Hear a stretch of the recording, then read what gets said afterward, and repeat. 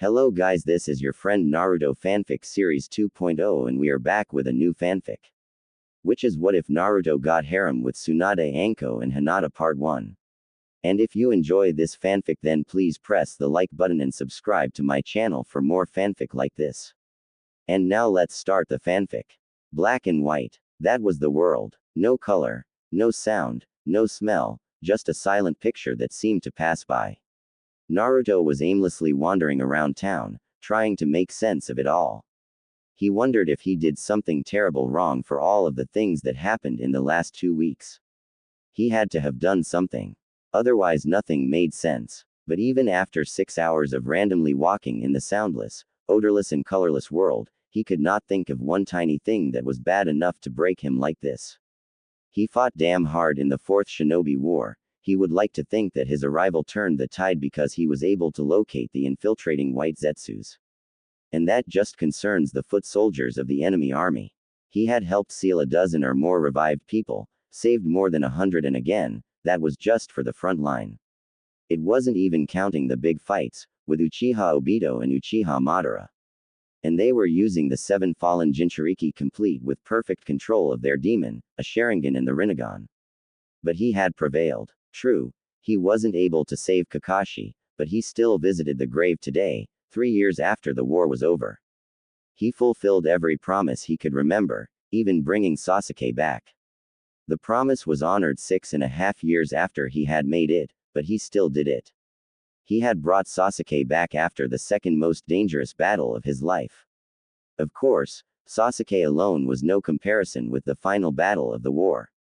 Though it was emotionally. But he had brought the man back to Konoha and fulfilled his promise with Sakura. The mere thought of the pink-haired girl stabbed his heart repeatedly. He had spent every second he knew the girl, trying to go on a date with her. After the war she had agreed. They had the best time. They were dating seriously for a year, nothing could go wrong. Naruto was even planning on popping the big question. It all changed in a heartbeat. It all changed 2 weeks ago. Just before a romantic dinner, with a hand on the box containing the ring. Naruto had brought back Sasuke 6 weeks before. He had been detained for his crimes, but just before Naruto and Sakura were to enter the restaurant, the most expensive and romantic Naruto could find, Sasuke walked up to them. It was surreal. What was the raven-haired guy doing here? Wasn't he supposed to be in jail? Before Naruto got to ask him why he was free, Sakura let go of his hand, jumped at the Uchiha and kissed him. Not a peck on the cheek. No, Naruto could see tongue being exchanged. Apparently, Sasuke no longer wanted to destroy Konoha and was willing to rebuild his clan here, in the village that his ancestors started. Conveniently leaving the Senju clan out of the equation. He had even chosen the perfect girl for it, the girl that always worshipped him, apparently. The girl didn't even look at her blonde boyfriend when she squealed in delight that she was in the arms of her crush, and this time he didn't push her away, but actually hugged her back. He was heartbroken, he was angry, he was jealous, he was done. Done with her, done with his former best friend. Said, friend, even smirked at him smugly. The Uchiha name had gotten him out of prison by the civilian council.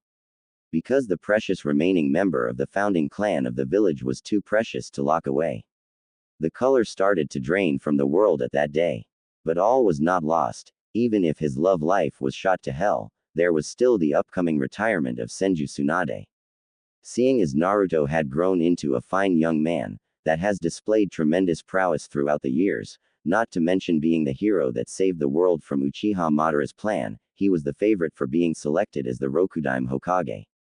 Danzo was never instated, so he was left out of history as village leader. How wrong Naruto was. It happened just now, 7 hours ago. The Godaime was to announce her successor and all the shinobi and many of the prominent civilians were there. Naruto was giddy with excitement, he was the favorite after all. His lifelong dream was about to be fulfilled. But when he saw the barely restrained anger on the older woman's face, he started to get worried. When she gave him an apologetic look, he was extremely disappointed. But the last bit of color, sound and smell left as she announced the next leader of the village. I hereby announce that Uchiha Sasuke will be the Rokudaime Hokage. Many of the shinobi were shocked at hearing this. The major clans present wore the same look as Tsunade herself, barely concealed anger. But it didn't matter how they looked. It seemed that the civilian council had their way again and chose the precious Uchiha as next Hokage, ignoring the fact that he was a traitor to the village, had killed several shinobi and was responsible of more than one of the near-death experiences Naruto had, the hero of the village. As if that wasn't bad enough, the villagers, who were finally showing him some respect and kindness for the efforts in the war and defeating pain when he saved the village, were forgotten.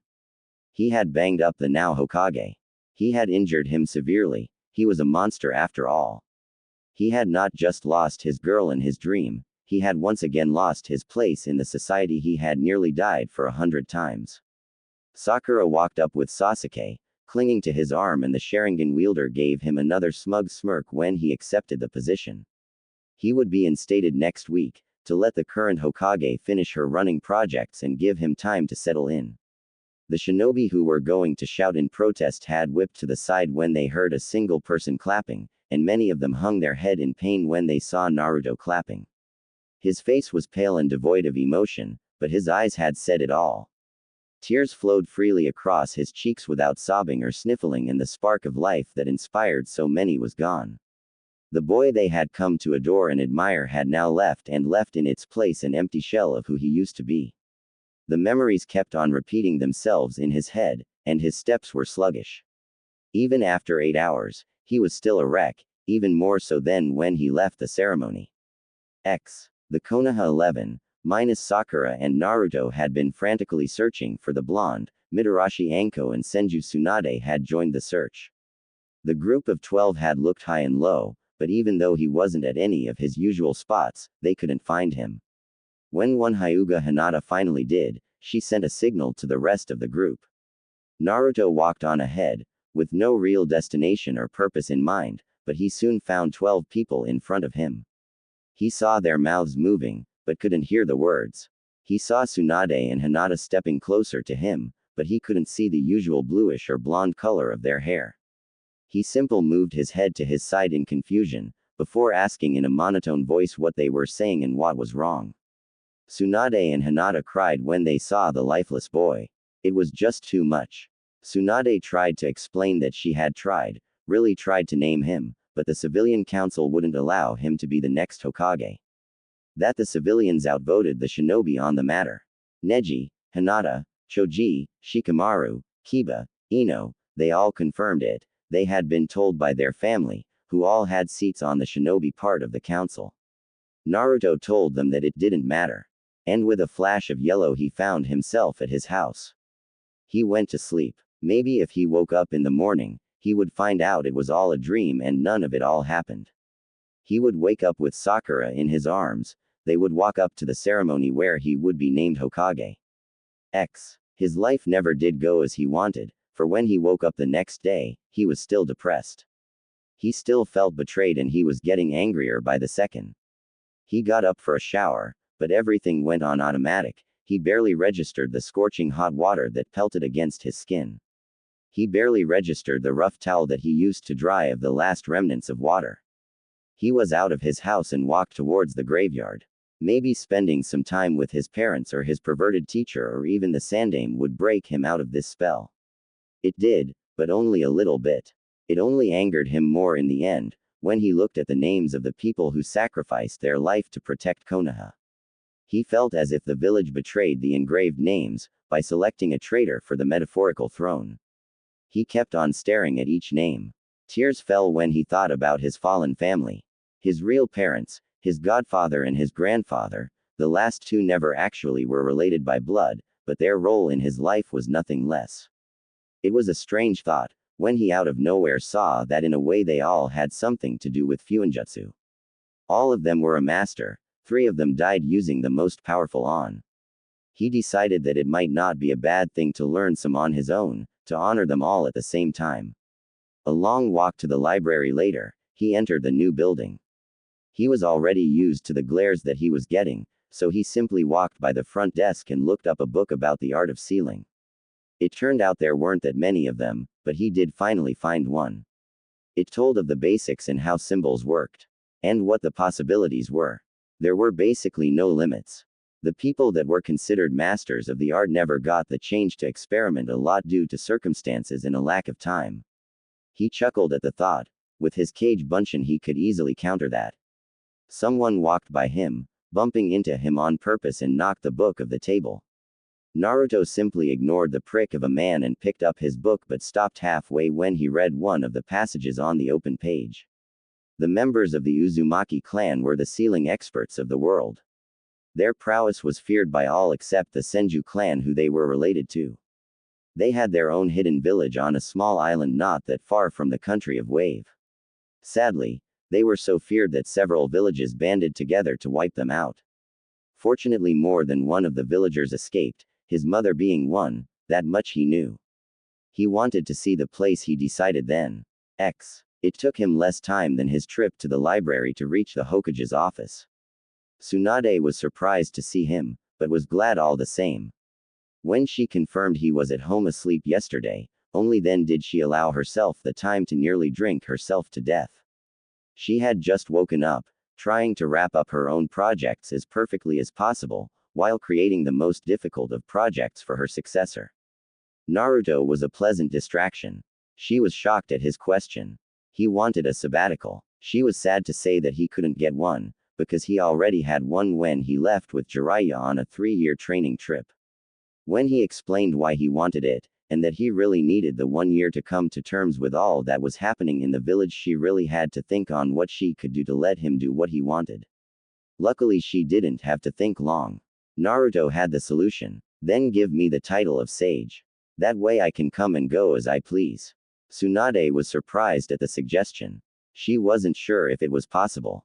On the other hand, why shouldn't it be? She became a senin when she studied under the elder of the snails. Jiraiya became a senin when studying under the elder of the toads.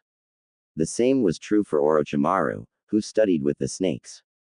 That was just after the three of them were titled Sannin. Naruto had studied among the toads and he was at the very least a battle sage. He has been undefeated for the past 6 years. Even under impossible odds. And it could be her final gift to him as Hokage. She agreed. Naruto would be a senin. She asked the young man in front of her when he was planning to go and if he was going to return.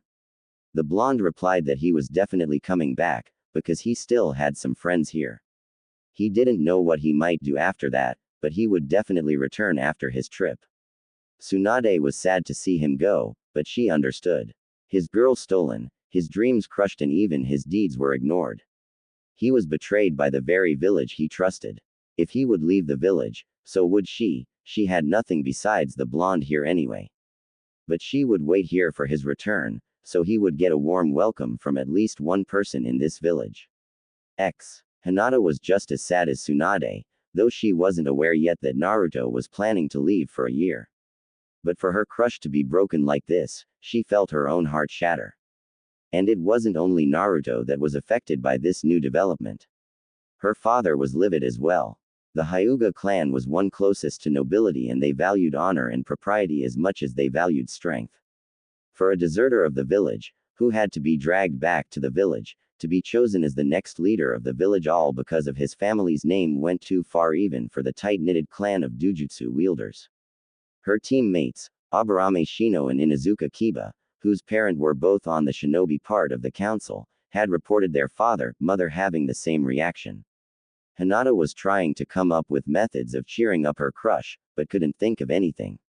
She was surprised when out of nowhere, the subject of her thoughts stood in front of her. She started blushing and mumbling, but the apathetic look on Naruto's face stopped her in her tracks. She asked him how he was holding up, if she could do anything for him. He slowly shook his head. Even that simple gesture, performed as slowly as that by the usually energetic young man, felt like a stab to her heart. He started talking and she listened to his every word. She wanted to cry when he said that he was going to be traveling for a bit, to search for his history. But she understood. Everybody needed time to come to terms with life-changing events. She asked if he would come back and felt relief flood her when he nodded in acquiescence. Her relief soon turned into confusion when he apologized. She made known that she didn't know why he did that, but what she thought he had forgotten, he never had. He apologized for never giving her a reply for her confession during the pain invasion. She started to feel more nervous than she had ever been, but his next words made her feel grateful.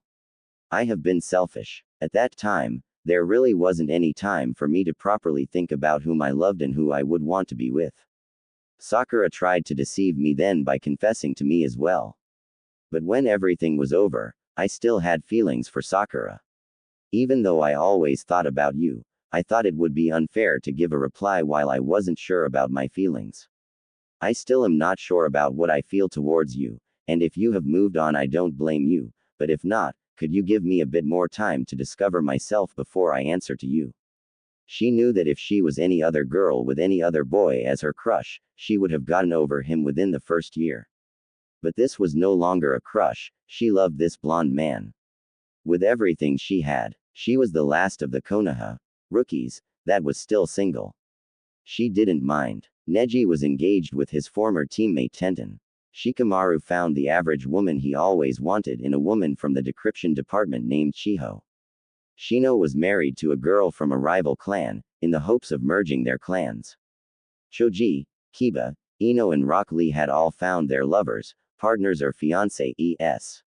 She was the last one with Naruto, even though his breakup was not expected. She could wait a bit longer. He smiled then. Not a fake smile like he used to when he was a boy or an emotionless smile like she had expected from him in this state, but a true smile. True, it was small, but it was real and her little heart fluttered at the sight. Yes, she could definitely wait a bit longer for him, but only because it was him. She hoped he would be safe until he got back. But most of all, she hoped that he could find something to get him past this.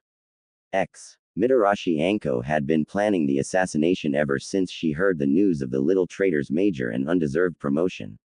Even if the kid wasn't a traitor, he was officially still a genin. The one she thought that did deserve this, she saw breaking apart.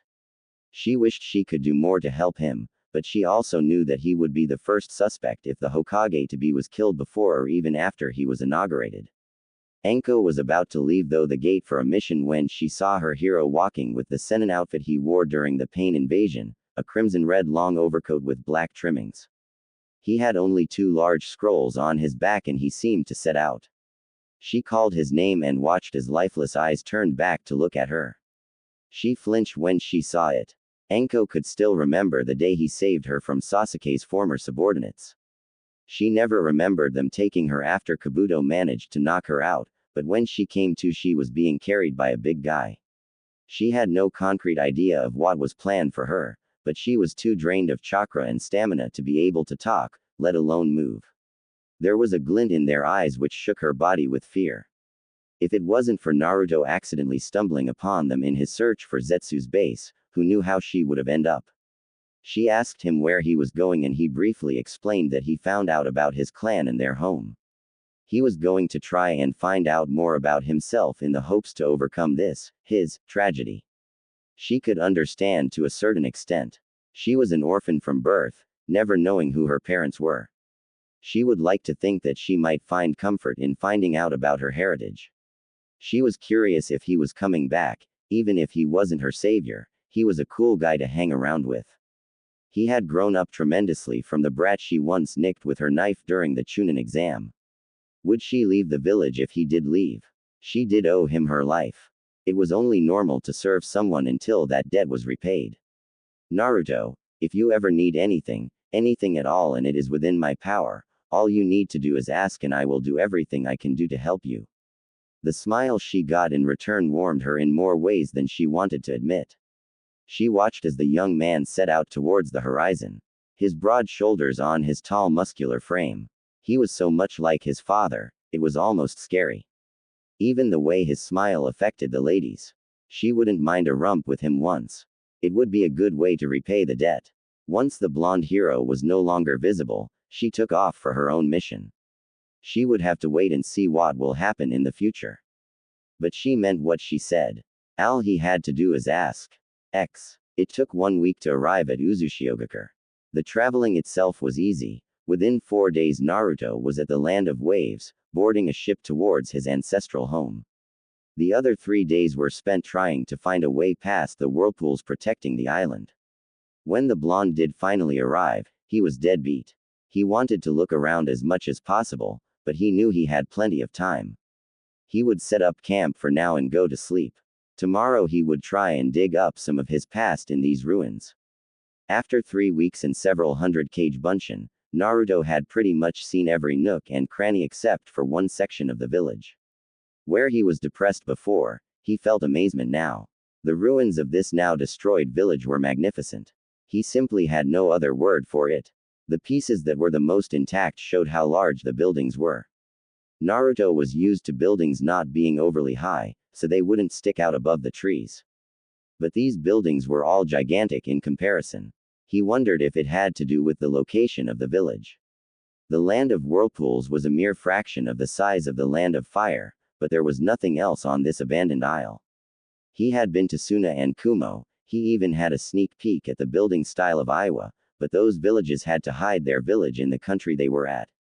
So buildings in Suna were extremely low to the ground. Buildings in Kumo were built in the mountains of their village, and Iowa even made their houses as if they were stalagmites. This village was on an island that was hidden on its own. No sailor could see it because they would stay clear of the well-known whirlpools of this island, and even if they wanted to come here because they knew of this village, they couldn't because of the very same reason. The whirlpools blocked the path. The first week had been the toughest.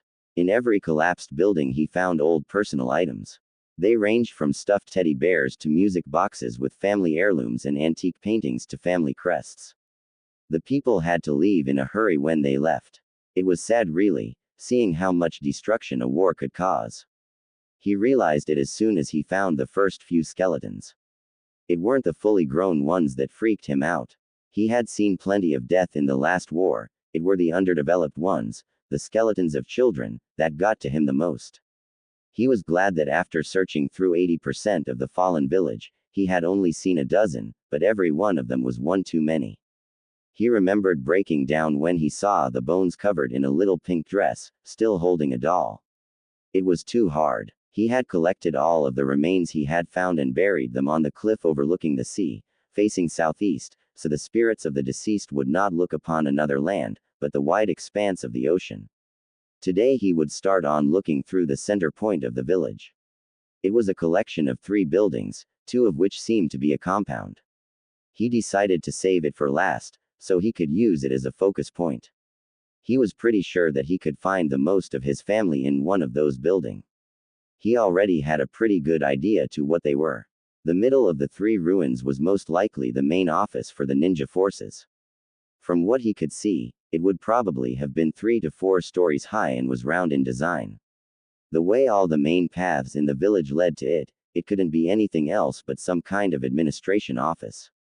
There was only one major administration that a ninja village needed: the office of the village leader, the mission bureau and civil service. Since Uzushiogakure was inspired by Konoha, it wasn't a long shot to expect some of the layout to be similar.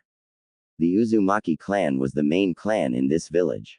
They were the founders and they were the strongest. It was recorded in every bit of wisdom he had found so far. Diaries, journals and the few history books that remained. He briefly wondered why there's so little books around. He hadn't even found something that would have resembled a library. In any case, seeing as the Uzumaki clan was as prominent as the Hyuga or Uchiha in Konoha, it wasn't that strange to believe they had a compound of their own. He had no idea which of the 2 it would be, or to which clan the other one would belong to, but he would find out eventually. The last part of the town, the part where the most answers should have been, took the longest amount of time to look through. The buildings weren't high, but they were large enough. What seemed to cause the most problems was the amount of devastation that occurred here. Besides a few of the outside walls, everything was razed to the ground. There was not a single piece of furniture undamaged, no a picture unscathed, everything was destroyed. Naruto was depressed when he went through the last inch of the last compound. Not a single piece of his mother had been found, not a picture, a mention in a diary or some other kind of book. If he didn't know better, it would seem like the Uzumaki clan never existed here. But that was probably the intent behind the attack that destroyed this village. Wipe out the Uzumaki bloodline. He went to sit at a dry fountain in the middle of the mansion he was at. He was wondering where he would go now. He could go and visit with Killer Bee in Kumo, or Chojuro in Kiri, maybe Akatsuchi in Iwa. He decided to make a tour through the elemental countries. Starting in Kiri, then to Kumo, proceeding to Iwa and ending it in Suna to see Gaara before heading back to Konoha. He still had 11 months before he promised Tsunade and Hinata to be back. Naruto leaned back, thinking about the Hyuga heiress. He moved his hands behind him to support him, but he didn't notice the jagged edges of the stone sculpture he was sitting on. He pulled his hand back as soon as he felt his hand being cut and sucked on the wound to clean it. He was swearing under his breath when he looked at the offending spot. What he saw was one thing he would remember until the end of time. His blood started to move on its own. It moved towards the center of the fountain and spread out, forming some kind of seal. Naruto moved away from the stone decoration. He thought he triggered some kind of defense mechanism. To his surprise, the broken piece of stone started glowing brighter and brighter, till Naruto had to cover his eyes. He tried to sneak a peek through his fingers, but the light was painful to his orbs. He could vaguely see the stone shifting and reshaping until it looked like a doorway that led to a spiraling staircase. Curiosity might have killed the cat, but Naruto would be a fool if he hadn't explored a mystery like this. Who didn't like a good adventure? The blonde kept on going down the stairs until, after wait seemed like an hour, he stepped onto a solid floor. There was no source of light, but luckily Naruto had brought a torch with him. He wasn't stupid enough to travel underground without a source of light with him. Age had brought him a bit of wisdom, even if he didn't show it that often. He quickly lit the piece of lumber and looked around. Naruto found himself in a circular room with several places for torches on the walls. There was one passageway directly in front of him and nothing else in the room. He sent a cage bunshin back upstairs to try and find as much pieces of wood that could function as a torch. He would need lots of light around here if he was going to look around. It took 2 days to look around the compound he just finished. Who knew how long this secret cavern would take? As he and his clone split up, Naruto slowly walked towards the corridor. He immediately saw the Uzumaki symbol on either side of the path and more places for torches. He kept on walking. The path was straight so he didn't have to worry about getting lost, until he saw 2 doors. He moved his hand over a small metal plate next to the door on his right, trying to wipe away the thick layer of dust that had settled and found the word, history, written on it. He blinked once and then some more and grabbed the doorknob to open it.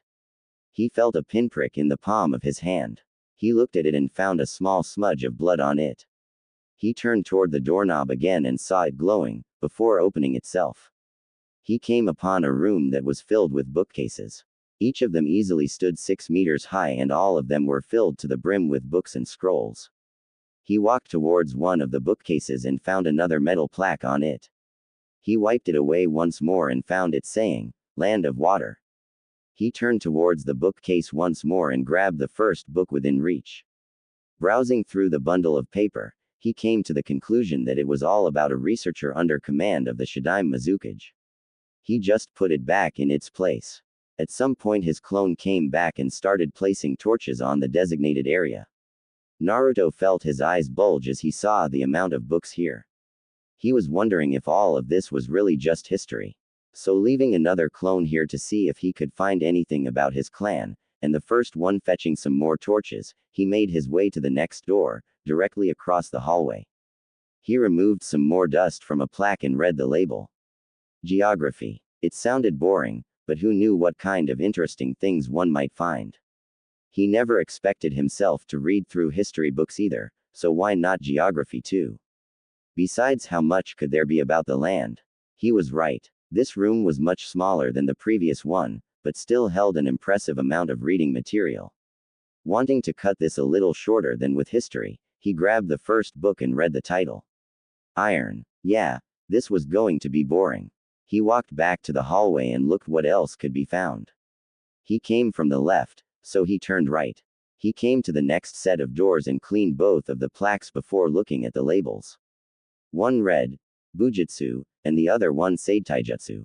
He was surprised to see the 2 forms of martial arts here, so he eagerly opened the first door to unarmed combat. He was already getting used to the familiar pinprick every time he opened a door. The new room was just like the previous ones and held a bucket load of books. He briefly wandered through it, but he had a suspicion that he wanted confirmed. He would explore every room, just to see how large the spaces were, if there were any other doors within the rooms. So after that he walked to the Bujutsu room. Like before, there were several cases. But the difference was that every bookcase had a weapon hanging over it. He walked towards the closest one, not wanting to spend so much time on it, and grabbed out a book from the cases that had a bow staff hanging above it. Like he suspected, there was a style illustrated and explained on it. Now he really wanted to see if his suspicions were correct. The next set of doors proved it. Genjutsu and ninjutsu. He hit the jackpot. He skipped the door of the art of illusion. He had always favored ninjutsu over everything, even ramen. This room was laid out exactly like the others, bookcase after bookcase. It resembled the Bujutsu room somewhat, seeing as every bookcase held a symbol of some sort above it. He had to reach to see what it was, but it turned out that they were symbols of elements. He really had found the jackpot. He had to refrain himself from jumping into the scrolls and books, instead deciding to explore a bit more. Now that his assumptions were correct, there should be one more room. By this time he had several clones walking around, lighting torches in every room or searching for interesting information. Once he was done exploring, he would make a ton of copies to look at all the ninjutsu scrolls and literature. Naruto continued the path down the hall until he came to one last door. The hallway didn't branch or anything. This was the last stop, the door that contained the art of his ancestors, Fuinjutsu. He made his way inside and he was shocked to see that this room was easily twice the size of the ninjutsu room. He let his hand glide over the various scrolls and books and tried to catch a glimpse of some of the titles. He let his eyes rest on a title. He didn't know why, the title just seemed to scream out to look at him. Fuinjutsu. Restricting the physique 3 feet. Naruto wondered out loud. He opened it carefully. He didn't want to damage his family's treasures and browsed to the pages. His eye caught something again. He could almost swear it was the Kyuubi that was making him look at it. He looked through the chapter and smiled the most evil smile one would ever see on him. His clones had finished placing the light sources everywhere and he could see the vast expanse of knowledge everywhere. He turned around once, twice, 3 times but still kept on turning around. He laughed for the first time in the last couple of months. He had found his ancestral home, and though he wasn't able to find anything more about his mother, he had found the means to try to make his own clan, his own village, and maybe even a way to take the ultimate form of revenge. All he would have to do is study. It was something that he hated to do. And hate was putting it mildly, but he was no longer a foolish boy, he was a grown man that understood the responsibilities of being a leader. He could not just become a leader of people if all he could do was use brute strength to fight. He could not start a clan without it being any different than a normal family. No, he would need knowledge, patience, and the determination to do things that he didn't like to do. Naruto dispelled his clones and closed his eyes for a moment to let the dizziness die down. He made his way outside and created 50 clones. He would build a house here, on top and around this entrance so he could sleep and eat. It wouldn't do if the entrance closed and he was stuck inside without knowing how to get out. He knew the way in. And it really wouldn't do for him to ruin or burn something if he ate or was in any way careless with his fountain of knowledge. He needed to check on one more thing. Kuruma, you awake? What is it, Naruto? I'm going to test something, but I'm probably gonna pass out. Could you keep track on how long I am out? What are you up to? Revenge on the Uchiha. Then I will help however I can. Now all that was left was to use his treasure. 6 months after Naruto had found his treasure, Tsunade and his grandson Inari were sitting on their porch, looking at building plans. Business had been great after the war to rebuilding several places. But after that, not so much. The only reason that they were looking over schematics now was to give Inari a better understanding of different types of construction work. Tsunade was getting old. He still builds, of course, but he was now more of a contractor than an actual worker. That was where Inari came in. It was always better for a leader to have knowledge and experience he gained from working to the top. A cough interrupted their sitting and they looked up to see a sharp-looking young man standing in front of him. Tsunade adjusted his glasses to get a better look at the visitor. He was a very tall man, easily reaching 5 feet 11 inches. He was wearing dark red geta underneath a black kimono. The only thing special concerning the cloth were the 2 golden embroidered kanji of wisdom on the left and strength on the right. Over the black kimono was a long white haori with black waves on the bottom. It was only when he saw the face that recognition began. The man had long blonde hair to the middle of the back with 2 spiky bangs framing his face, 2 deep blue azure eyes above an amused smile in the middle of 6 whisker marks. Naruto-kun. Naruto ni. 2 voices rang out. The group drank some tea which Tsunade brought and so the 4 started talking about old times, adventures and new dreams. Inari shared his dream of wanting to become the most famous architect ever known and Tsunade shared that he wanted one more, big project before retiring completely. All 3 men were amused when Tsunade blushed and said she would like to meet someone nice again, now that Inari was all grown up. Her blush turned darker when she looked at Naruto, much to annoyance of Inari and amusement of Tsunade. Naruto just gave her a kind smile, not knowing the best reaction to give. It was after the conversation died down that Naruto gave a new topic. One that would fulfill 2 dreams in one go. He wanted Inari and Tsunade to build a village. Inari would get to design most of it, with directions and of course the wishes of Naruto and Tsunade would get to build a ninja village. Not just rebuild like Konoha, but build it from scratch. Naruto said he wanted to build it on his ancestors' ruins. To forget one's ancestors is to be a brook without a source, a tree without a root. Naruto nodded. Naruto left the family to go to his next destination. He had given 3 things for Inari to consider for his plans: the center of the city, his own compound and a harbor. That is, if the family decided to accept the project. Naruto was sure they would. He could see a fire in their eyes being lit during his proposal. He said he would be back in 2 months for an answer. If he was correct, they would start planning right away. The 5th Mizukage was having a small rampage because of yet another friend of her getting married. She only halted when Chojuro came in with a tall blonde man. She recognized him immediately. Who didn't? The 2 greeted each other and had a short talk about the happenings of the world and the well-being of Kiri.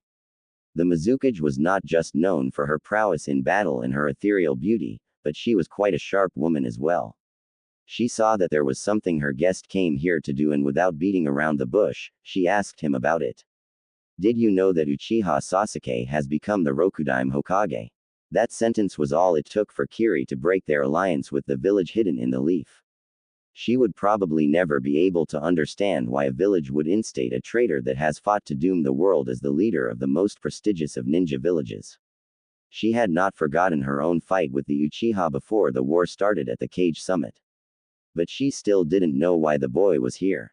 Was he here to ask for help to commit a coup? Her second question was answered straightforward. He came here to see if she would come to Konoha's aid if there would ever be an attack against them. She had said that as long as the corruption was so deep in the ranks of Konoha, she would not be able to trust them. And those you do not trust, you do not support, especially not in their line of work. His request halted her thoughts for a moment. He asked permission to rebuild Uzushio. She didn't understand at first. She was not yet born when the land of whirlpools was destroyed. So with a brief explanation he said he would leave her to her thoughts, that he would have a bite to eat. He would come back in 4 hours to see if she had made up her mind. True to his word, Naruto returned 4 hours later, with a happy smile and a toothpick between his teeth. He looked at her expectantly, but made no sound in question. He just waited to see if she had any questions, waited to see if she had any remarks and waited to see if she had an answer. She had all 3. There weren't many questions or remarks, but based on his replies, she would have an answer. What would they plan to do for work? Seeing as Whirlpool was uninhabited, she asked for possibilities for war. She noted about dangers of building a new village and she noted about the dangers of a clan. Terumi May was a bit insulted when she heard her guest laughing after she was finished with her barrage of questions and pointers. But after he gave a short, almost too short, answer to any points she raised, she settled down. She had one final question. before giving her approval. What would the blonde do to Konoha?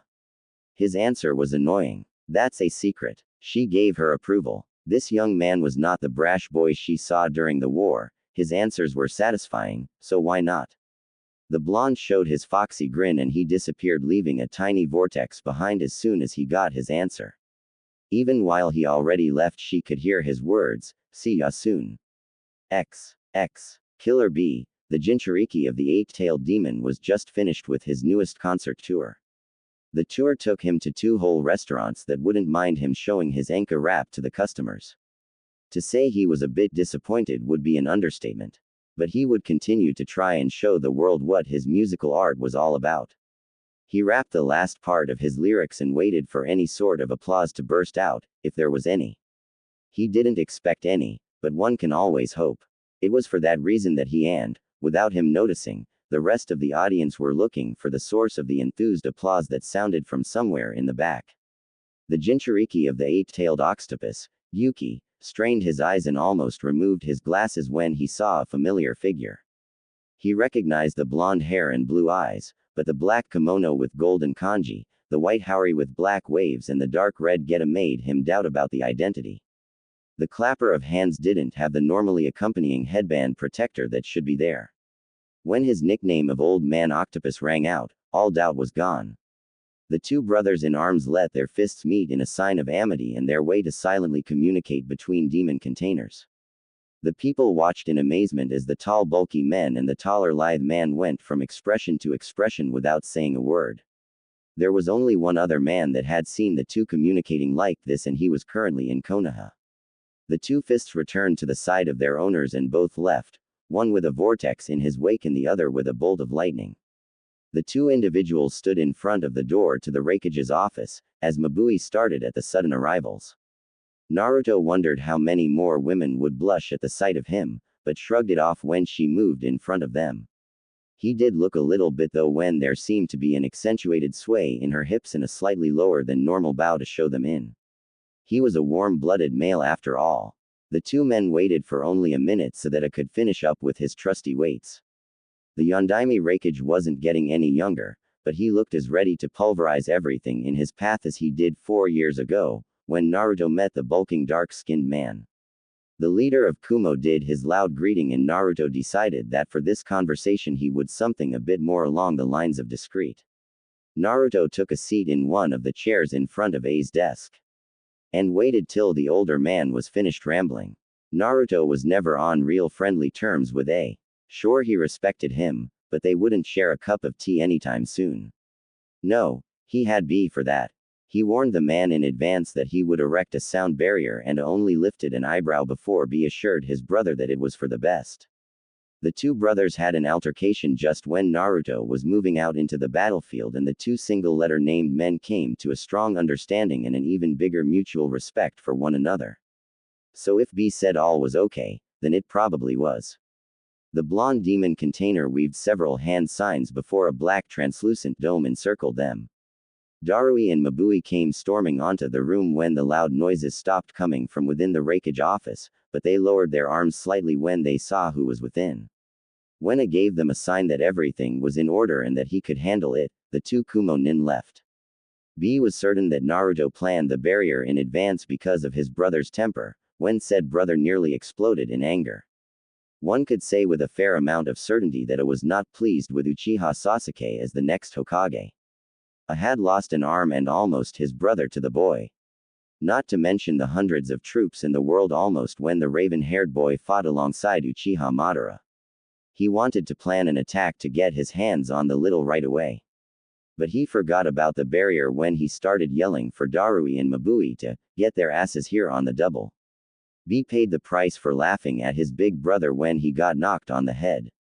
When the Raikage finally cooled down a bit, Naruto made his move. His answer if Kumo would come to Konoha's aid if they would be attacked was easy to see by the older man's act, so all he had to do now was ask 2 little questions. Would he allow the blonde to resurrect Uzushio, and would he allow Naruto to deal with the Uchiha? He gave as much time as he had to Rumi Mei to think about everything and said he would be back in 4 hours to hear his reply. He had of course no idea that his actions of the next 4 hours would create an unbreakable bond with Kumo forever. As soon as he lowered the barrier and left the Raikage's office, he ran into Mabui and Darui, who were having a short conversation. They were talking about the Benihisago, where two of their comrades were still trapped in. Naruto had unlocked many secrets with his relentless studies and he knew of the two weapons. He walked up to the duo and asked them to show it, that he might know something to help. He was met with skeptical looks, but he knew what the looks on their faces meant. We've tried everything else, so why not? The newly formed trio made their way to a secluded hall to a secluded room with one lone guard standing in front of the door. The Kumo nin bowed to his superiors and walked up to Naruto to thank him. The man was apparently someone he had directly saved by landing on an infiltrator ready to kill the guard. The Kumo nin opened the door to let them in and Darui showed Naruto the items they held that once belonged to the Sage of the Six Paths. Naruto walked by each item and let his hand gently stroke every item they had. He saw the Bashozin, the Kohaku no Yohei, the Shichiseiken and the Benihisago. The item he was to look at. Darui was looking with critical eye at every move the blonde made. These were treasures of Kumo after all, and no matter how legendary their guest was and no matter how much he had done during the war, he was, is and never will be a shinobi of their village. Darui downright refused to leave when Naruto requested it of him. He would definitely not leave this room without taking the blonde with him. Naruto gave him an ultimatum, some privacy or his friends. It took Mabui to drag the eye-covering man out. Neither of the two had any idea what was going on inside and they had to fight their urge to take a peek. They started when the door opened and Naruto let them back in. Their eyes went wide as they took a look at several skeletons, the Kokenjo and more importantly, Samui and Atsui. The two siblings were out cold and were rushed to the hospital as quickly as possible. Darui took a hold of the Kokenjo, which was worn by Kinkaku during the war and was supposed to be inside the Kohaku no Yohei. Darui almost demanded to know why Naruto knew how to handle the famed tools of the mythical sage, but an infuriating grin was his reply. Can you show me where the best ramen is found? When the appointed time after 4 hours came, I was sitting with the most expensive bottle of sake in town and some equally expensive bowl of ramen.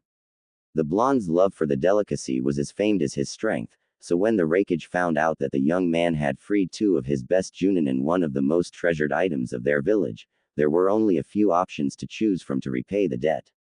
He granted Naruto the possibility to start a new village on his ancestral ground and he was allowed to handle Sasuke, while he watched. He did want to know two things. What would he do to Sasuke and how did he operate the tools? He said the answer to the latter was a secret. Naruto left Kumo to go to the final person to see before heading home, leaving the Raikage and his brother rolling on the floor laughing after having the first question answered. There was no village in the world that welcomed the blonde Jinchuriki as the village hidden in the sand. The people adored him there, the children worshipped him there and the elders respected him there. The reason was simple. He had saved their village 3 times. He saved them from Orochimaru's deception during the sound invasion. He had given them the most capable, honest and hard-working Kazekage since their founding father and he had saved that Kazekage from the clutches of death itself. In other words, he could do pretty much everything and they would still kiss the ground on which he walked. He doesn't want that of course, but that was just their sentiment put in mere words. The Kazekage sat with his siblings in his office waiting for his best friend to come in. He had known the blonde was coming as soon as the young man stepped into the desert. Gaara's control of sand was godlike and told him everything he wanted to know by just touching it. He let a nearly imperceptible smile settle on his face as he watched how the people treated Naruto. If he knew how, he would have laughed out loud at the blonde's reaction to the attention. As a fellow demon wielder, he knew how lonely the life could be and how one's village could treat their kind. He was happy to say that his village wasn't like that anymore. When the last Uzumaki entered the office he greeted his friends and was getting tired as Tamari gave him a seductive smile. He figured it must be because he looked like his father, who was rumored to be even more sought after than Uchiha Sasuke was when the raven-haired was still an academy student. Their chit-chat lasted a good few hours. The four were close to each other, so they shared practically everything. After being invited to Konkuro's upcoming wedding, Naruto went down to business. Like the other cages he had visited, he asked for Gaara's permission and maybe some help in building a new Uzushio. Gaara didn't need 4 hours to think about it and agreed on the spot. Since the sand invasion, the relationship was stronger than ever between Suna and Konoha. Suna was therefore informed right away of the succession of Senju Tsunade. It took the redhead 5 minutes to compose a reply message, canceling the alliance between the two villages. As Terumi May had said, with a traitor as leader, how can one trust the people? With their business out of the way, Naruto didn't leave right away. He was pretty close to Konoha, so he could spend the night here. With his newfound speed, he would reach the gates of his hometown within a day. So the four had dinner. Naruto met Kankuro's fiancée, which was amusing since she was a shinobi as well. Though she was used to people of high standing, her brother-in-law being the Kazekage, she was still a little star-struck by Naruto's presence. After a fun meal, a hot bath and a nice comfortable sleep, Naruto said that he would return in time for the wedding and left, leaving behind a vortex in his former spot. Kamizuki Izumo and Hagane Katetsu were playing a relaxing game of Wicked Grace. They had almost nothing to do that day with little to no traffic to deal with. They were seated in such a way that they would see if someone show up on the horizon. That is exactly why they threw their playing cards all over their little outpost in surprise when there was suddenly a blonde stranger next to them. He came out of nowhere. It took the two a bit to get over their little scare. They probably neared a heart attack with that little joke. They used those few minutes, however, to identify their visitor. Uzumaki Naruto was home again. They took in his new attire and gave approving nods at his stylish new look. It was one hell of an improvement to make from the hideous orange he had before. Since the blonde was no longer a genin or whatever, he had permission to leave and enter the village as he wished, the small perks of being a senin. They watched in puzzlement as Naruto created a shadow clone as soon as he said goodbye and disappeared. The Naruto clone went to Naruto's apartment and was glad to see that it was left untouched. The clone went inside and took in the mess that was his living arrangement. He discarded it for now and went straight towards his bedroom. He cleaned it up a bit, throwing away old clothes and other junk. One would wonder why he moved the bed to the side, but it was all part of his plan. Directly underneath his bed's old location, he placed two seals a certain distance away from each other. After he had placed the seals, he put the piece of furniture back. The clone thought about cleaning up the house for a brief second but then dispelled himself. The real Naruto was looking for Hyuga Hinata.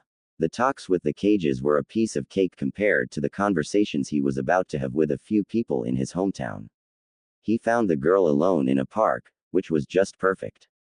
She saw him as soon as he came in sight and started to nervously fumble with her fingers and could barely look at the boy. She really didn't want him to see her blush or her train wreck of nerves. He greeted the girl kindly, but warily, and the pupilless girl feared for the worst. He made a bit of small talk, but found out after a few sentences that she was way too tense for an actual conversation, and truth be told, he was just stalling. He took a deep breath and turned towards her, his face completely serious. Hinata broke out of her mumbling and fumbling state to do the same. She had to see this through, no matter how much this might hurt her. Thank you, Hinata-chan, for waiting all this time for me. The girl just flicked her dark blue hair behind her ear and gave him a small smile. I have something to tell you, but before I start, I will tell you this in advance. It is the most selfish request you will ever hear, and it may hurt you to hear me say what I'm going to say. Do you still want to hear it? Hinata took a few very deep breaths, her mind running a mile a minute with every breath through all possible scenarios. She came to the conclusion that in the very worst case, he would say that she was too weak and unworthy of him. It would break her probably, but it would also be necessary for her to be able to move on. So she nodded. She needed to hear his answer. What she heard pretty much rocked her world, and she wasn't sure if it was in a good way or a bad way. He had admitted that he had strong feelings for her too, but that there was a complication, her bloodline. She found it almost funny when he first said it, but would wait until he finished talking to ask why that was a problem. It was a good thing she waited. Apparently he had awakened his own bloodline, a bloodline thought to be lost to the world and one that nobody would ever expect at the place that it reappeared.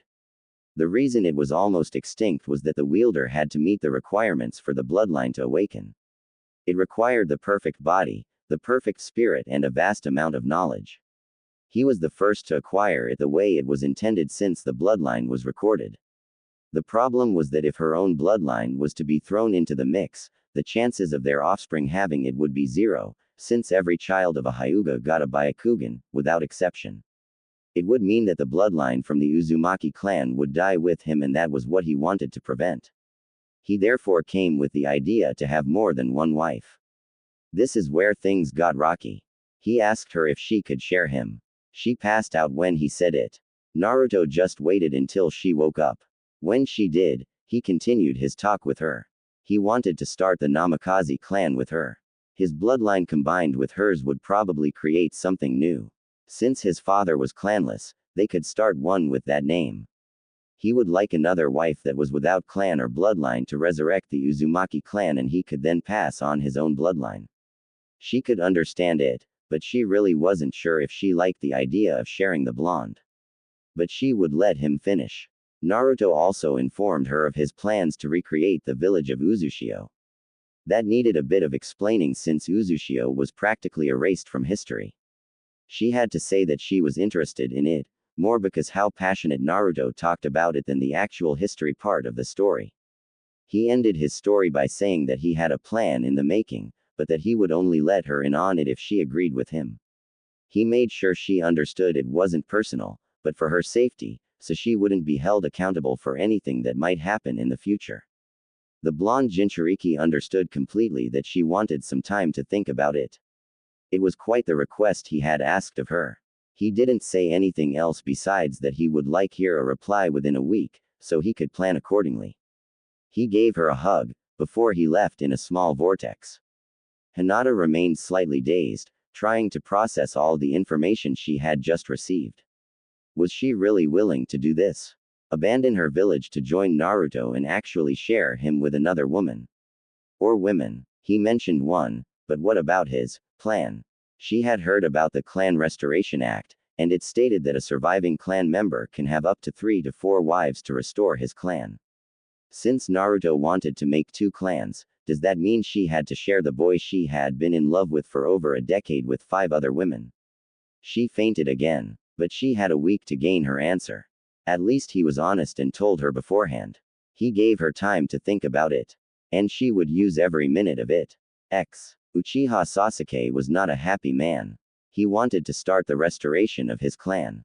According to Konoha rules, he could have 3 wives, but his clan rules stated he may only have 1. He was unsure if he even wanted 3 women around him nagging all the time. Sakura was enough as it is. He liked her, yes. She had good hips, so she would have easier labors. Or that was what the urban myth said anyway. Other than that, he couldn't care less about her. It was just frustrating that he had to wait so long for the wedding. He wanted to get started with it right away. But traditions were of the essence. He would not discard propriety to have children. He just had to wait for a few more weeks, then he would be married. If only it wasn't a taboo to have before marriage.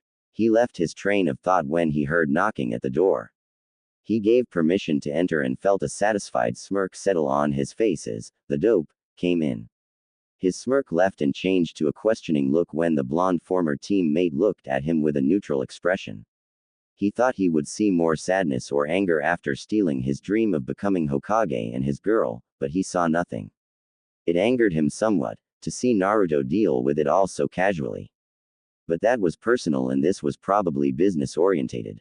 Hello Sasuke, it's been a while. The Uchiha just nodded in agreement. It really had been a while.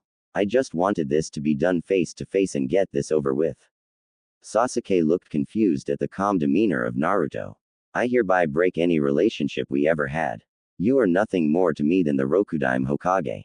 Sasuke would never have expected this, but he had to admit that it took guts to do this. The 2 former friends stood up and shook hands for the last time. Sasuke could feel a sting on his hand and looked a bit angry at Naruto, who just chuckled and apologized. This was the only way he would ever been able to take revenge, by putting more than the needed amount of strength in his handshake. The 2 parted, and as soon as the blonde left, he turned on his Sharingan to see if he placed some kind of genjutsu or juinjutsu on him.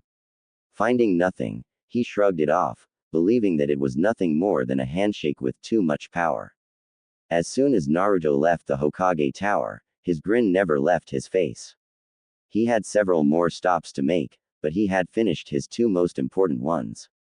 He would take a break for now and headed for Ichiraku Ramen. He had missed their ramen in the 8 months he had been gone. And he wanted to ask them something. Naruto had been visiting his old friends during the week and had caught up with all of them. He had been introduced to fiancés and girlfriends, fiancés and boyfriends. The blonde was surprised by some of the choices. The loudmouthed Kiba had found a pretty dominant girl, who almost literally had him on a leash. He had unfortunately missed Shino's wedding, but was pleased to meet his wife, who was as quiet as the bug user. Apparently it was a bug user thing, since she used them as well. It was no surprise that Neji ended up with Tenten. She always was smitten with the Hyuga prodigy. Rock Lee had found a nice civilian girl. And that was just a few of them. All of Konoha 11, minus Sakura, who was not as welcome as before thanks to the whole dumping Naruto in the way she did fiasco, had gathered once for a dinner party at a restaurant. It was both amusing and disturbing to see Choji's girlfriend out-eat him, but he seemed to love his girl even more for it. Chiho kept on trying to feed Shikamaru, which suited him perfectly since he didn't have to perform the troublesome task of picking up his utensils. All in all, everything was fun. But the week had passed and Naruto went to the park where he found Hinata a week prior. He was nervous to say the least. But that was to be expected. She was about to give verdict to a selfish request that he never thought would ask of anybody. He sat down and thought about the shy girl until she came into view. He gave her a gentle smile and she blushed and gave him the same. They sat down and remained quiet for quite some time. Naruto didn't dare to breach the silence, he would await her decision. Half an hour later, Hinata finally breached the silence. There will have to be certain rules. Naruto was elated at the news, but would wait till their talk was finished before he would jump in joy. Hinata had to muster all her courage and willpower to look Naruto in the eye when she said what she would accept and wouldn't allow. Of course, several things had to be negotiated, but she had made her conditions clear. Naruto gave his first girl a kiss on the cheek and hugged her to him. Now he could proceed with his next step of his plan. He asked her to set up a meeting with her father 3 days to date and that they would meet 2 days from now. He would head to the next phase of his plans. He would tell her all about his vision in 2 days and that it couldn't be done out here in the open. Hinata gave Naruto a quick peck on the whisker marks and tried to remain steady enough to go to her father. Naruto made his way to the next person he had to see. Senju Tsunade was a little bit disappointed that Naruto had not visited her yet. They had briefly met on the street while he was with his friends, so they hadn't been able to talk for long. But he promised he would come see her as soon as he had finished something extremely important. Something he had to take care of before he would have something of equal importance to discuss with her. 3 days later, 8 days after his return to the village, she welcomed him into her home. She had inherited the mansion of her grandfather, but it was simply too big for her. She had sold it to a richer civilian before she left the village many years ago and bought a small 2-story home so she would have something she could call her own.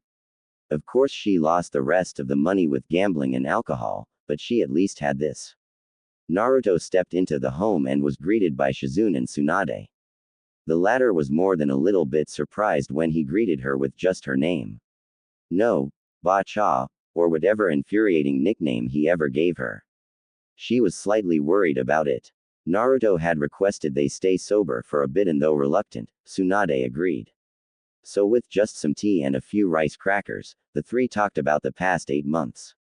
The female blonde noted that Naruto seemed amused at the fact that the shinobi weren't all that motivated anymore because a traitor was the leader of their village, but all 3 of them had expected it to a certain degree.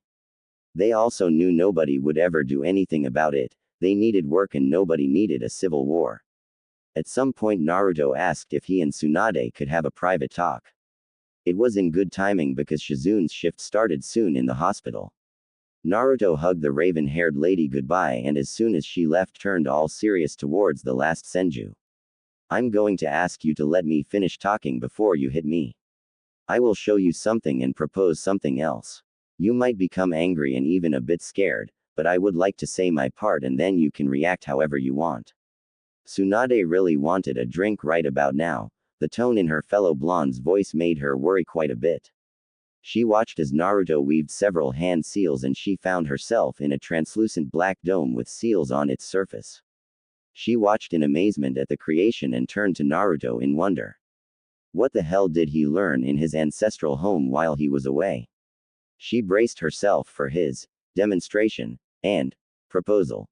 Naruto had to get the scary part out of the way first, so he closed his eyes and went into tailed beast mode, which surprised Tsunade for a moment, but she had seen it in the battle against Madara, so she knew what to expect. The major surprise, however, was when he reopened his eyes. The Senju heir slightly backed away in horror as she saw the orbs. Naruto deactivated his tailed beast mode, but his eyes never changed. She gasped in horror. Those eyes, they are. Yes, they are. Which leads me to the proposal I mentioned. Naruto deactivated his eyes so that Tsunade would calm down a little and he could finish their talk. He knew what was going to happen next and he already sent chakra to protect his head in advance. It would probably not be enough, but it would at least soften the blow. I wish to rebuild the Senju clan with you. He was glad he reinforced his skin. The blow would have broken any other man. He let her rant a bit about how the super pervert had contaminated him before he died. And that she would make sure to beat it out of him. He didn't move, flinch or say anything until she was finished. Now that he said what he wanted, he pulled out an expensive bottle of sake he had bought in the country of rice. She had been sober when she heard his proposal, now she could have a drink. And drink she did. He had to stop her from drinking too much. He wasn't finished just yet. When she gulped down a few big swigs, she returned to listening to the young man in front of her. She was curious as hell to what he was going to say. So she kept the bottle in her hand, prepared for the rest of this talk. She didn't drink a drop afterwards. He had raised some interesting points. The Senju clan was indeed going to die with her. She had always wanted children, but when Dan died, so had her lust for life. By the time she realized it, her chances of having children had died when her menopause began.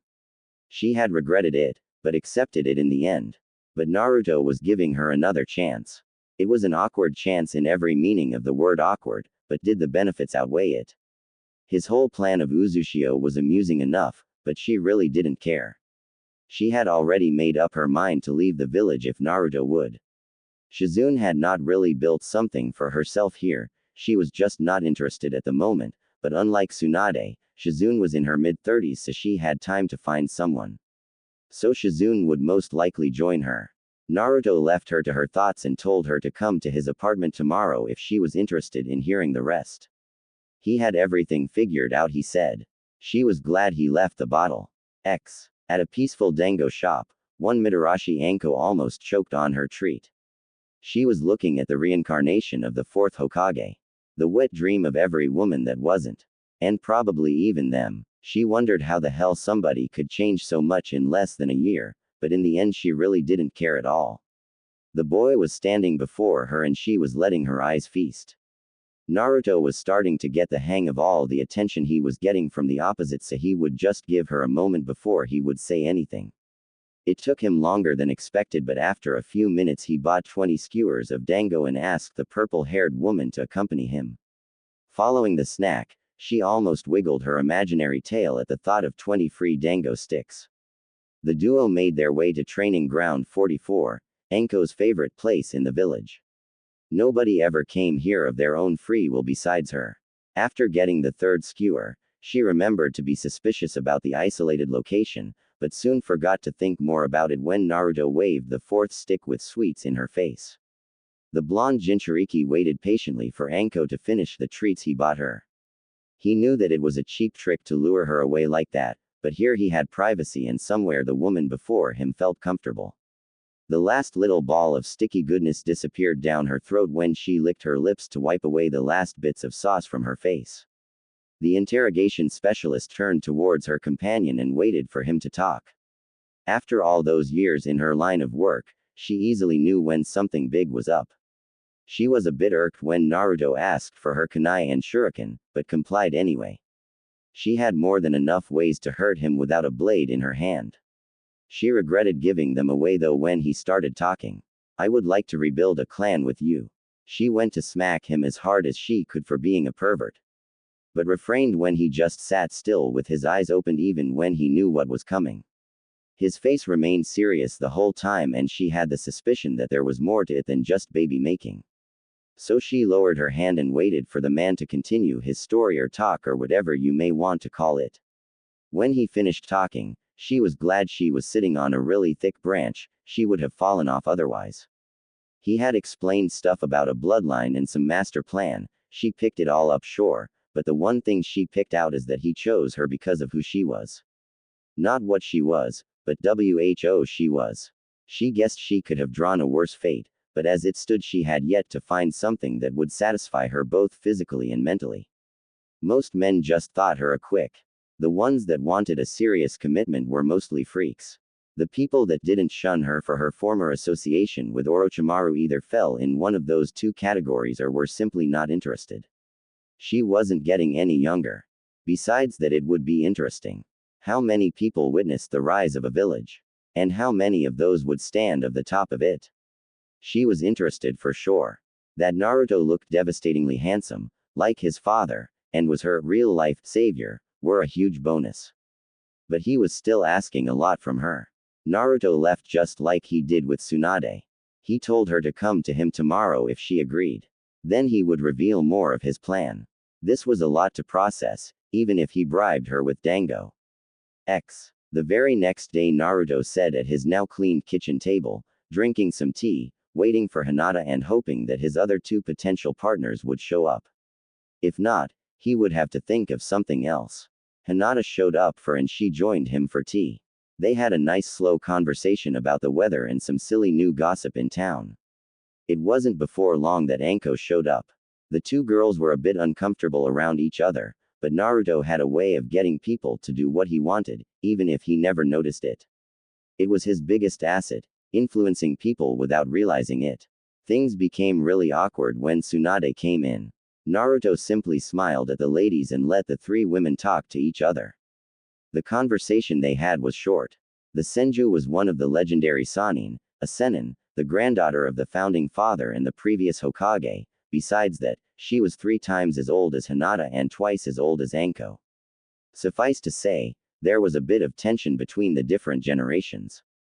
Naruto had explained the most to Hinata, but only mentioned other women to Anko and Tsunade, so the two older women were highly surprised when they saw each other. But like before, Naruto eased the tension quite easily. He asked the ladies if they were sure about it, that it was not too late to change their mind. But the chances they were offered were worth it. Naruto took them to his bedroom, which led to 2 knuckle-cracking women and 1 blushing girl, but that faded when he moved away his bed and revealed the 2 seals he placed there when he came back. He placed Hinata in the middle of the seal on the left and told her not to move and take 3 steps to the left when he was finished. Anko and Tsunade blinked several times when they saw Hinata disappear in a black and white blur. Naruto motioned for Anko to come over and did the exact same thing, and after that with Tsunade. He then stepped on it himself. The 3 new arrivals to the ruins were watching in amazement as they looked around at the fallen village. Naruto arrived there immediately after Tsunade and waited quietly to let them have a moment. When they turned back to him, he asked them to follow him. The ladies did as he asked and entered after him into the only building standing. Building was a bit of an exaggeration. It was a cabin with a bed, a fireplace, and a fountain. They wanted to ask him why he had a fountain in here, but they looked worried when he grabbed a kunai from within his sleeve and cut into his palm. The 3 women watched in amazement as the blonde man placed his hand inside the fountain and the thing lit up like a bonfire. They shielded their eyes, not unlike Naruto had done, but they didn't witness the shifting of the stone, they just looked surprised to see an entry after the light faded. Naruto led the woman down the stairs and with a flick of his fingers, torches started to light the circular room they were in. They would have looked around, but there was nothing to see here besides 2 rounding walls leading to either the stairs they just used or a 9 feet wide hallway, so they silently followed Naruto to the hallway to what he wanted to show them. He walked up to the first door and showed them the first library. Tsunade gasped. Hinata looked amazed and Anko was bored. It were just a bunch of books. Naruto smiled softly. He had just shown the tip of the iceberg. Even though Anko did not react at the history or geography section, she sure as hell did react when she saw the ninjutsu in the other 4 libraries. All 3 of the women browsed around, looking for something or just grabbing a random book and perusing through it. They all had the same question. What the hell is this place? Naruto had just the answer for them. It took him quite some time as well to figure out. Why would one clan have all of the known jutsu recorded and ways to learn them? Why would one clan have records of every country and every figure of importance since the word, recording, was invented? He really didn't know the why, but he knew the result. A clan that was feared so much it took 2 whole countries to take them out. 10 years ago he would never have believed he would ever say this, but knowledge is power. This archive might be a good word for it, taught people the benefits, weaknesses and so many other things that could be exploited. All these tomes were what made Uzushio feared. After the ladies had a chance to explore, he took them all back to his apartment in Konoha, this time with the seal on the right. He waited a bit to see if there were any questions they might have. Not seeing any questions arise, he began telling about his plan. The plan that would cover his revenge, the rebuilding of his own village and clan and a coup d'état. Anko and Tsunade were a bit startled by the mention of it. A coup d'état was a capital offense when discovered. She figured that this was the reason that pretty much every conversation they had with Naruto, including this one, was held in a privacy barrier. Still though, a coup was not something to think lightly about. They would listen closely for now and beat some sense into him if the plan wasn't good enough. So he listed all the things that he had set in motion, the rebuilding of Uzushio, the meetings with all of the cages, except for the Tsuchikage since he hadn't had the time for that yet. He mentioned what he was planning to do now that all 3 of them agreed to become his wife. Naruto felt a bit like his late teachers at that. Both of them were perverts for concerning themselves with erotic novels all the time and here he was, the student that always mocked them for it, planning to marry 3 women. But he digressed. He told them how important it was for the Senju clan to rebuild. He told them what he wanted to do with the Hyuga clan and why he would go to them first. He made sure to assure both women about his feelings for them. He didn't want them to think they were just a baby production unit to him. He, honest to everything he cared for, loved them. He really did. He noticed that Tsunade had lowered her hand again and Hinata gave him a small shy smile again. Safe. The evening had been a long one, filled with questions and answers. The women making certain rules about what they were comfortable with and what they absolutely wouldn't allow. Most of the latter was pointed at him instead of each other. He just smiled and accepted pretty much every condition they had. The next morning was interesting. Hinata had told the blonde that her father would expect excellent manners and would hold a tea ceremony, as he did with every meeting of importance.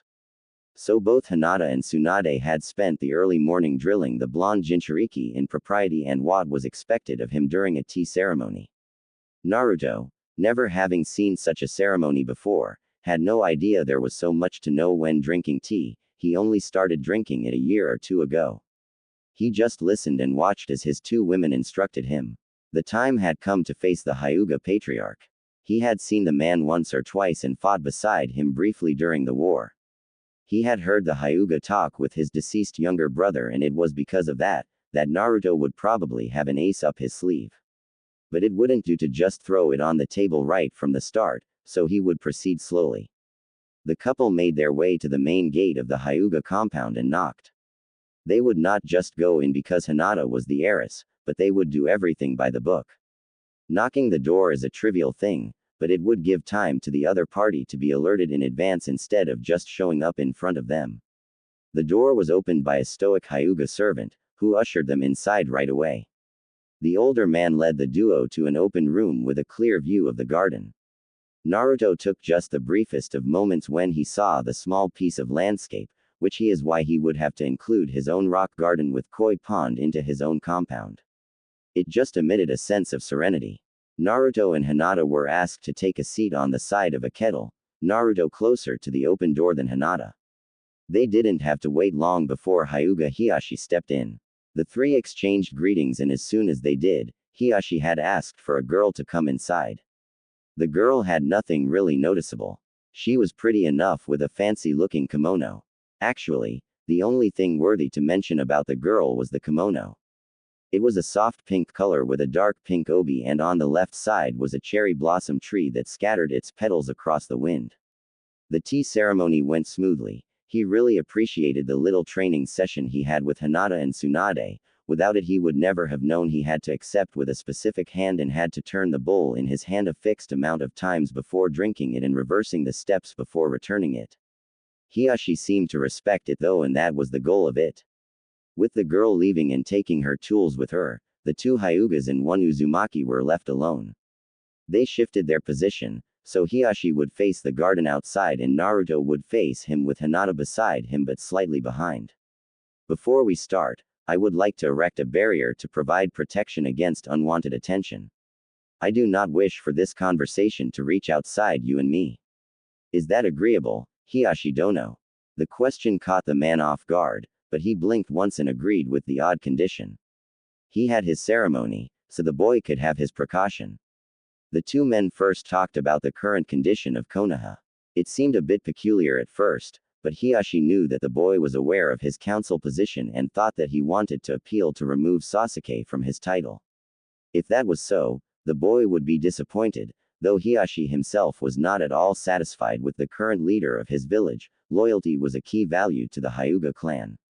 Naruto never once spoke a word of hate or revenge or anything that would or could even in the slightest be considered a threat to the village, but just stated facts, like the morale of the shinobi decreasing because of the former Nin status of their Hokage, not to mention the near deaths he had caused before and during the war. But again, never once was said anything directly that could be considered treason. Taking a brief opportunity of the privacy he rarely had, he agreed as he had witnessed the swing in mood of his own family members that were enlisted. As soon as the sentence left his mouth, Naruto went down into business mode. The Hyuga noticed it and went on alert. He would not get caught off guard because the conversation was interesting and he found someone intelligent, that didn't fear his family's name, to talk to. I would like to ask your daughter's hand in marriage. In the end, he was caught off guard after all. Silence was the only thing that could be said about the next 10 minutes. Neither Naruto nor Hinata nor Hiyashi shifted under the sudden rising tension. The clan leader let the request mull over. As a clan leader, he had to ensure the strength of the clan, but that was easily brushed aside as his daughter couldn't find any stronger suitor than the hero that saved the world and won against two of the strongest Uchiha that ever walked the earth. In all the elemental countries, people had written songs in his honor. Who could possibly exceed that? Though, he was without clan. As a father though, things were a little bit different. He knew the boy and obviously he knew about his talent. He was a bit worried about his spontaneous and sometimes downright reckless behavior. Though the boy might be strong, it said nothing over his heart. He knew the boy made it his way of life to always keep a promise, but would it be enough to ensure his daughter's happiness? He briefly glanced at his daughter. She had a mild blush and a small sincere smile while she kept stealing glances at the boy. She was honestly head over heels for him, and the boy so far had proven his sincerity in not flinching away. Hinata, do you wish to be wed to this man? He thought about it some more when his daughter nodded, her eyes determined. He had never seen her look at him like that before, as if she would do it with or without him. As a father, I do not think I will be able to find a better match for my daughter. But as clan leader, I cannot think of a way that someone that doesn't have clan to be approved of by the elders. Naruto smirked when he heard that. Hiyashi was instantly on guard. He somehow didn't like that look in the young blonde's face. The older man watched as Naruto went through several hand seals and the barrier around him went from a translucent black to pitch black in a second. He looked suspicious at his guest and waited for him to clarify. The next part of our conversation must not be allowed to be heard or seen by anyone other than us. I allowed the wielders of the Byakugan to see what might be said, as I am sure that there are more than enough people here that can read lips. This barrier cannot be pierced by anything, not even the all-seeing white eye of the Hyuga. Hiyashi shot forward and brought his hand filled with chakra near Naruto's heart. With one simple nudge forward, he would end the possible threat. Depending on what you say, I will end you right here. There was that smirk in the blonde again. I came here to ask the father of Hinata for his blessing. If he approved, I wanted to give him an offer. If you are interested in hearing it, I would like to continue. And what is this offer you speak of? The chance to fulfill not only your ambition, but also Hinata's dream and your brother's last wish. What do you know of that? This was most disturbing, for someone to know of his goal. If you will please, I will explain why I know of it and how I can help with it. Hiyashi remained on alert, but took a seat once more. Only this time he was closer to the young man than before. He listened to his guest as he told him about his overhearing of the conversation between Hiyashi and his younger brother Hazashi. He was told about a talk Naruto had with Neji, in which Neji told the blonde that Hiyashi regretted the tradition of the caged bird seal.